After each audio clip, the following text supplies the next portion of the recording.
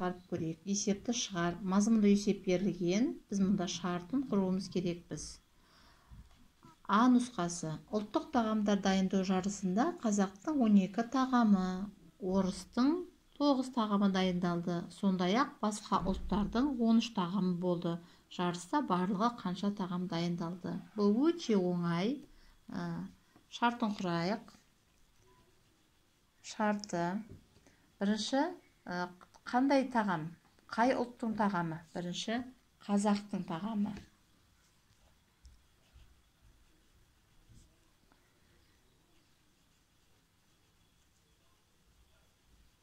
Қазақтың тағамы нешеу? 12. Одан кейін орыстың тағамы. Орыстың тағамы 9. Одан кейін басқа ұлттардың тағамы. Басқа ұлттардың тағамы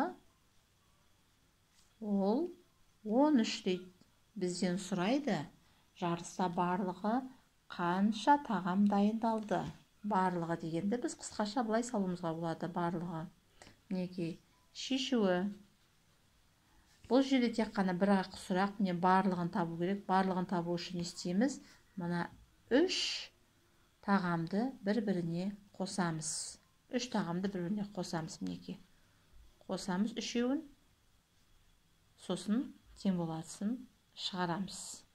Мен сіздерге шартын құрып жетектеп жіберемін. Сіздер ары қарай өздеріңіз шығарасыздар. Қосу керек па? Мінекей 12, 9, 13-ті бір-біріне қосып мәнін шығарасыздар. Және жауабын жазамыз. Жауабында сұрақ белгісі қайда тұр? Сұрақ белгісі барлығында тұр. Демек, біз сонда жауабына барлығы деп жазамыз. Барлығы неше тағам екенін өзіміз шығарамыз. Ары қарай ә нұсқасы. Үлкен мерекеге палау пісіру үшін 50 килограмм күріш сатып алынды. Бірінші күні 29 килограмм, екінші күні 19 килограмм жұмсалды. Неше килограмм күріш қалды дейді. Бұл жерде қалғанын табу керек екен. Білеміз қалай табу екен. Қалғанын табу үнемі азайтумен табылады. Енді шартын құрып көрейік. Ә нұсқасының шартын құрып көрейік. Палау пісіру үшін сатып алынғаны неше килограмм күріш? 50 килограмм күріш. Бұны екі түрлі нұсқада да жазуға шарты негізі. Мен былай жазып көрейін. Сатып алынды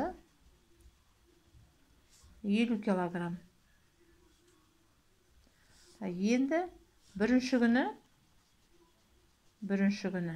неше килограмм кетті? 29 килограмм кетіп қалды. Екінші күні 19 килограмм кетті. Неше килограмм күріш қалды дейді. Сұрайды. Қалды. Белгісіз килограмм күріш. Енді мына жерге кейбіреулер сатып алынды деп те жазуға болады, немесе күріш деп те жазуға болады. Бұның ешқандай қателігі жоқ. Енді қалғанын табу үшін біз не істейміз? Бұны әртүрлі тәсілмен шығаруға болады. Мен бірінші тәсілін көрсетейін сіздерге. Бірінші тәсілі. 50 килограмм, барлық күрішіміз 50 килограмм ба? Осы 50 килограммнан алып тастаймыз.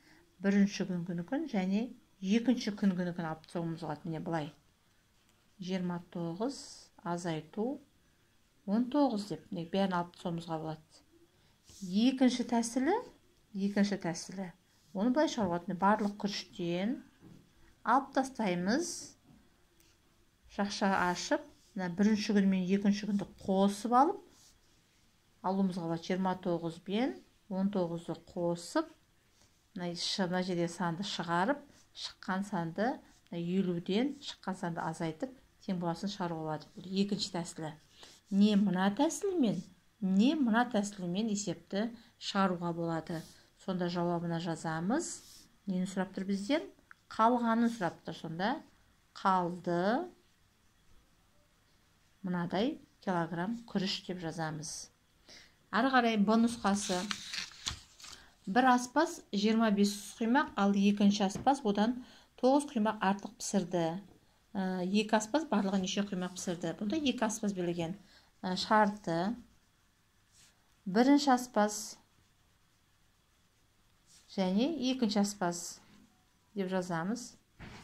бірінші аспаз нешеуін пісірді? Бірінші аспаз 25 құймақ пісірді. Екінші аспаз белгісіз 9 құймақ. Құймақ артық пісірді. Артық. Не, мынаған қарағанда. Және екеуі барлығы неше құймақ пісірді дейді. Енді не істейміз? Бірінші бізде екі сұрақ тұр. Бірінші сұрақ және екінші сұрақ. 9 құймақ, екінші аспаздікі белгісіз 9 құймақ артық пісірдік мынаған қарағанда. Көп пісіріп тұр бірінші аспазға. Ол үшін не істейміз? Артық десе, біз артық десе қосамыз. Сонда 25-ке мына 9 құймақты қосамыз. Сонда неше болады? 34 құймақ.